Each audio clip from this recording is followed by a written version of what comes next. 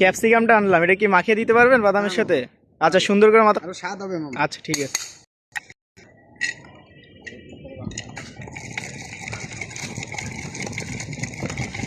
ঝাল টেস্টি, মুখে রুচি, বাদাম মাখা, এর নাম বাদাম ভাজা। না খাইলে যায় না বোঝা। আগে খান পরে দাম, ভালো লাগলে টাকা দেবেন, না হলে দিতে হবে না। ঝাল পেঁয়াজ টমেটো মাখাই টেস্টি হবে, খাইয়ে দেখেন।